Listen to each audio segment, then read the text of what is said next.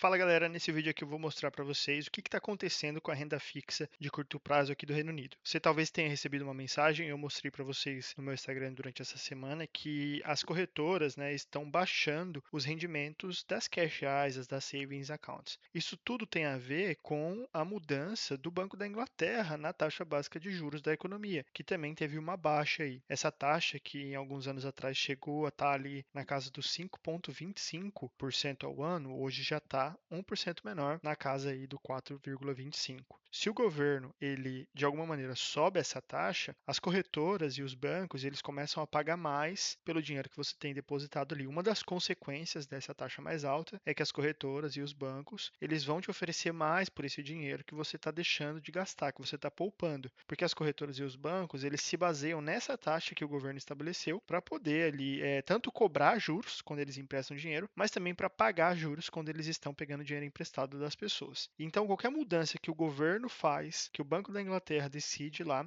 as corretoras seguem. Mas por que que o governo, por que que o Banco da Inglaterra sobe ou abaixa essa taxa e o que que eu devo fazer diante disso? Bom, para começar, eu vou mostrar aqui para vocês um gráfico que mostra como que foi a inflação aqui do Reino Unido nos últimos 5, nos últimos 10 anos. Se a gente pegar aqui dos últimos 10 anos, aqui a gente consegue ver que desde ali de 2015 a inflação ela estava sob controle, né? Como você pode ver aqui, ó, com uma taxa aí anual de 2, no máximo aí, não passava de 2%. Então, inflação sob controle. Nada ficando muito caro, nada subindo muito de preço muito rápido.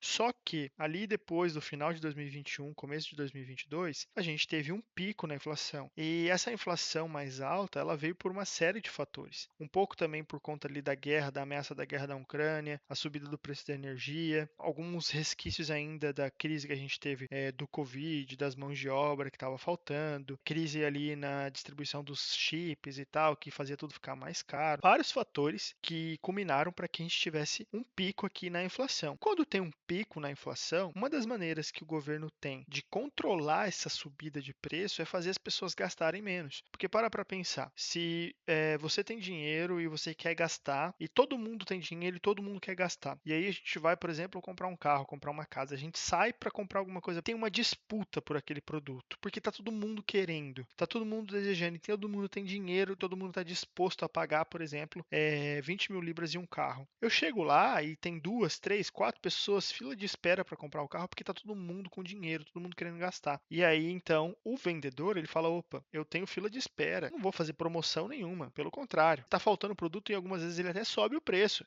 faz um leilão ali, quem pagar mais leva. E aí, o que acontece? Quando tem esse pico de inflação, quando as coisas ficam muito mais caras, o governo ele toma a decisão de fazer o seguinte, começar a subir a taxa de juros da economia, e aí aqui a gente pode ver que exatamente no período que a inflação estava mais alta, o governo começou a subir também a taxa de juros. O que acontece quando ele sobe essa taxa de juros? Imagina que você vai fazer um financiamento, por exemplo, de um imóvel. Não é tudo que você precisa saber e decidir qual vai ser a taxa de juros do financiamento que você vai fazer. Não é tudo, mas um dos fatores é a taxa de financiamento, é o quanto que você vai pagar de parcela, porque você tem ali um juro sobre o financiamento que você está fazendo. Se ele está mais baixo, o financiamento tende a ficar mais barato, a casa tende a ficar mais barata, então você tem mais interesse para comprar. Agora, se esse juros está subindo, aí os juros do financiamento vai subir, e aí você já começa a pensar duas vezes se é um bom momento para comprar ou não esse imóvel, porque está ficando mais caro. Então, ali começa a ter um pensamento sobre comprar ou não comprar. Taxa de juros subindo. Além do fato de que aqui, quando essa taxa estava baixa, tá vendo? A taxa de juros ali 0,5, 0,75, baixíssima. Ali naquele momento, se você deixa o dinheiro guardado, você fala assim, poxa, eu não estou ganhando nada. Então, se eu gastar ou se eu não gastar, dá na mesma. E aí, de repente, começa a subir essa taxa e o dinheiro que você tem depositado ali em uma savings account, em uma cash ISA, ele começa a render mais. Aí você fala, tá, peraí, tá rendendo uma graninha ali, então eu não vou gastar agora. E aí, o que acontece com a inflação? Ela começa a dar uma desacelerada. Porque as pessoas deixam de gastar. E aí as pessoas, por exemplo, que têm negócios, os donos de business e tal, estão vendendo, né, que são vendedores, eles começam a ver que as pessoas estão saindo menos de casa, estão comprando menos carro, estão comprando menos casa, estão comprando menos em tudo, de geral. E aí, para eles falar, opa, eu não vou vender se eu não abaixar o preço, eles começam a pensar, falar assim, cara, se eu não abaixar o preço, se eu não fizer uma promoção, ou se eu continuar subindo o preço, eu vou deixar de vender. E aí, então, uma subida na taxa de juros faz com que o preço dos financiamentos fiquem mais caros e as pessoas comecem começa a pensar melhor se vai comprar ou não, faz com que o rendimento da poupança fique maior e aí as pessoas começam a falar, poxa, é melhor eu não gastar agora. Então diminui o consumo de maneira geral, diminui o consumo, então os vendedores, as lojas, as indústrias, né, os serviços, começam a pensar duas vezes em subir o preço ou não. Inclusive começam a baixar o preço também. Então essa subida de juros aqui fez com que a gente tivesse um controle da inflação. E aí a gente pode ver aqui, ó, exatamente na mesma época que teve a subida de juros, o governo conseguiu dar uma controlada, realmente conseguiu dar uma desincentivada no consumo e começou a baixar a inflação, a dar uma controlada na inflação. Então, serviu, deu certo. A atitude do Banco da Inglaterra de subir a taxa funcionou, a inflação entrou dentro do controle. Só que, se você mantém essa taxa muito alta muito tempo e as pessoas não consomem, seja porque está muito caro para fazer um financiamento, seja porque elas estão ganhando uns juros ali e elas não querem tirar o dinheiro da poupança, os comércios, as indústrias param de vender, só que param de vender por muito tempo. E aí eles começam a deixar de contratar ou até mesmo começam a mandar embora. E aí a pessoa que perde o emprego, ela já não está deixando de consumir porque está caro as coisas ou porque ela tem um interesse em deixar um dinheiro guardado. Não, ela para de consumir porque ela não tem dinheiro, porque ela está desempregada. Em um momento que começa a ter essa ameaça de desemprego, de recessão, né, que é uma desaceleração econômica muito brusca, o governo também tem que agir. Ele também não pode deixar as coisas chegar nesse ponto, porque uma coisa é ele desacelerar a economia subindo a taxa de juros. Outra coisa é as pessoas começarem a perder o emprego e aí começa um efeito cascata, porque você perde o emprego, você deixa de consumir e aí as pessoas, os lugares que você ia consumir, essas pessoas também não vão vender, também vão perder o emprego e aí entra numa crise. Então chega no momento que o governo fala, opa, peraí, inflação sob controle, vamos estimular a economia de novo. Vamos começar a tirar essa taxa de juros e aí a gente começa a ver uma redução ali, ó, de 2014, um ano atrás, em agosto, ó, de 5,25 para 5 e depois ali em novembro para 4,75, depois agora em fevereiro para 4,5 e agora finalmente em maio para 4,25, porque o governo está tirando o incentivo das pessoas em guardar dinheiro, diminuindo o custo dos financiamentos, dos juros, para que a economia volte a se acelerar, para que as pessoas voltem a consumir, para não ter problema de recessão, para não ter problema de desemprego. Essa é toda uma dinâmica que acontece, que o Banco da Inglaterra, que o governo faz ali para controlar tanto a inflação e também para controlar a atividade econômica. Aí agora você para e pensa e fala, tá, o que isso significa para mim? Por um lado, sim, vai diminuir o rendimento daquilo que eu ganho na minha cash e na minha savings accounts. Porém, por outro lado, vai começar a ficar melhor a economia. É um momento que se de repente você tinha o desejo e estava guardando dinheiro e aproveitou essa subida de juros para guardar dinheiro, para dar entrada no imóvel, agora vai começar a baixar a taxa de financiamento, a taxa de juros dos financiamentos. Então vai ficar mais fácil de comprar imóveis. E aí, seguindo então esse momento da economia, as coisas tendem a melhorar, porque o consumo volta a ficar mais acelerado, começa a gerar mais emprego, começa a ter subida nos salários, inclusive, porque tem mais disputa por trabalhadores. Então, para ter mais gente trabalhando para as indústrias começam a oferecer mais. Então, é um movimento diferente. Sim, a gente deixa de receber um pouco de rendimento ali nas cash e nas savings accounts, porém está tudo bem, porque é uma manobra do governo que, por outro lado, vai nos trazer ali um movimento melhor econômico. Eu vou mostrar para vocês, esse daqui, ele é um ETF que ele se expõe basicamente a títulos de renda fixa de curtíssimo prazo, tanto de empresas como do governo da Inglaterra. E aí, esses títulos, eles são bem sensíveis às taxas de juros. Isso quer dizer que se tiver uma subida na taxa de juros, já tem dentro daquele ETF ali os títulos atualizados com as taxas mais altas. Então, é um preço bem rápido, é uma atualização bem rápida. É um ETF bem seguro, é um ETF que ele é bem preciso na taxa de juros. É praticamente como se você tivesse, por exemplo, deixando o seu dinheiro em uma cash AS, em uma savings account. Você vai ter praticamente o mesmo rendimento, talvez até um pouquinho maior, porque ele também se expõe em empresas, não é somente para renda fixa do governo. Então tem um risco de crédito ali um pouquinho maior. São empresas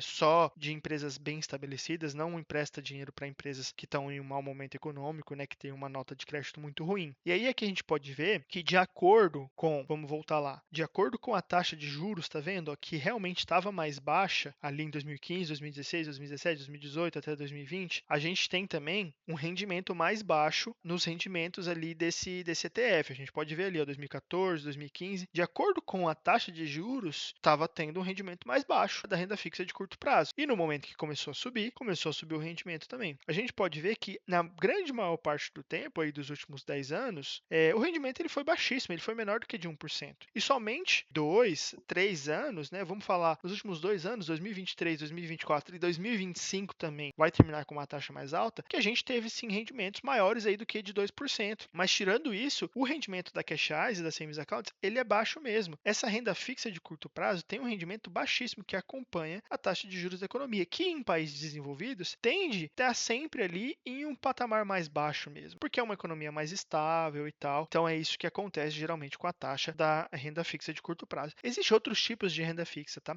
Principalmente no momento em que essa taxa começa a baixar bastante, a renda fixa de médio e longo prazo, tanto para governo quanto para empresas, começa a subir. Então, nesse momento aqui, por exemplo, ali atrás, se você estivesse procurando por renda fixa de médio e longo prazo, você ia ter uma expectativa de retorno um pouco maior. Nesse momento, não. É meio confuso isso. Nesse momento, a renda fixa de médio e longo prazo, ela está inclusive um pouco menor. Ela oferece mais risco, porque ela é menos sensível às mudanças de taxa de juros, tem um rendimento menor ainda. É um momento engraçado da economia, onde a taxa de juros de longo prazo, ela tem menos recompensa do que a de curto prazo. Porém, aqui então, a gente pode ver que historicamente é um rendimento mais baixo das cash ISAs e das savings accounts. E geralmente é isso mesmo, porque esse tipo de investimento, ele é voltado principalmente para curto prazo. A renda fixa de curto prazo de países desenvolvidos, como por exemplo a Inglaterra, como os Estados Unidos, como a Europa, como os países da Europa, esse rendimento que você recebe por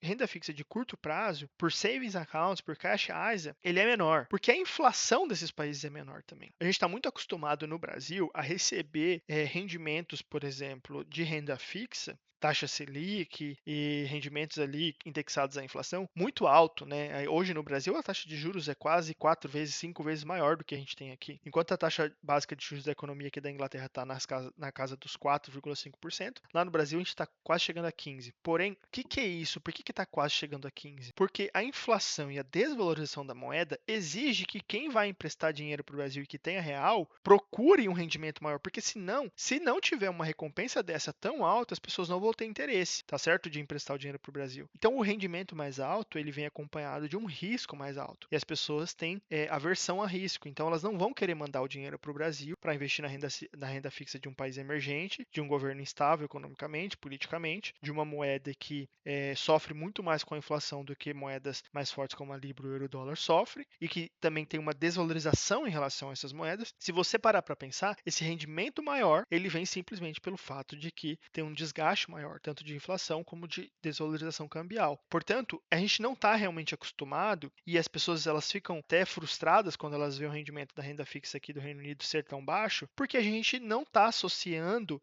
o risco dessa moeda. O risco é muito baixo, a inflação é muito mais controlada. Porém, para o longo prazo, mesmo moedas fortes como a Libra, o dólar e o euro, elas sofrem sim com a inflação. E aí, por isso é fundamental tentar entender quais são os seus objetivos e qual é o seu objetivo com esse investimento. Se você tem dinheiro para sua reserva de emergência, o foco não é rendimento. Até tem sim a chance de você ter um rendimento mais legal, agora, principalmente porque essa taxa está um pouquinho mais alta, porém o foco não é esse. Renda fixa, então, de curto prazo, renda fixa dessas que você recebe nas suas savings accounts, o foco nunca foi o rendimento, o foco sempre é a segurança. O foco é ter a segurança de sempre acessar esse dinheiro e ele sempre está lá. Agora, para o longo prazo, se você manter essa estratégia só em uma savings account, só em uma cash ISA, esse rendimento, como você viu, ele tende a diminuir conforme aí as coisas vão melhorando na economia e ele tende a ser historicamente mais baixo do que ele está hoje, mais baixo do que essa taxa aí de quase 5% que a gente está recebendo. E aí é fundamental pensar na sua vida em dividir, falar, opa, peraí, eu tenho objetivos que são para o longo prazo e aí a gente pode começar a pensar em investimento, por exemplo, em fundo de ação global, em um ETF global, que vai trazer para você uma expectativa de retorno maior, porém que tem uma volatilidade no curto prazo. O problema, por exemplo, de você investir em um ETF de ação para o curto prazo é porque, como a gente teve agora, por exemplo, alguns meses atrás, na verdade, algumas semanas atrás, né, uma queda em momentos que o mercado caiu mais de 10%.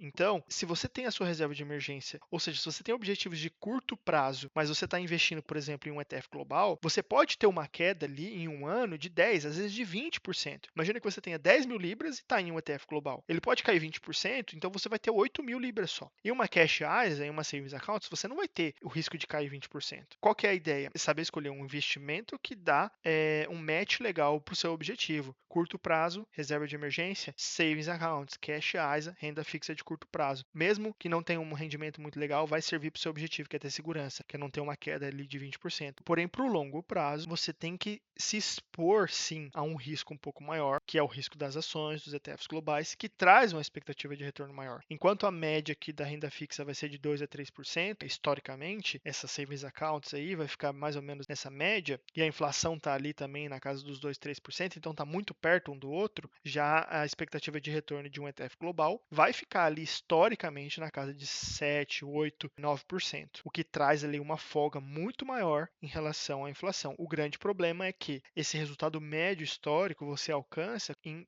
longos períodos de tempo, em mais de 7, 8, 9, 10 anos. Quando você tem um horizonte de tempo aí de uma década, 2 décadas, 3 décadas, e eu, por exemplo, que tenho 30 anos, eu tenho sim um horizonte de tempo de 3 décadas, né? Estou investindo para o meu futuro e eu tenho aí mais, de repente, 60 anos de vida. Então, por que eu vou me prender, ter problema com um investimento que pode variar em 5 anos, sendo que eu tenho um objetivo de 30 anos pela frente? Aqui que entra, então, o jogo de você saber escolher os seus investimentos de acordo com os seus objetivos. Tá tudo bem você investir em ações com risco maior se você tem um prazo maior.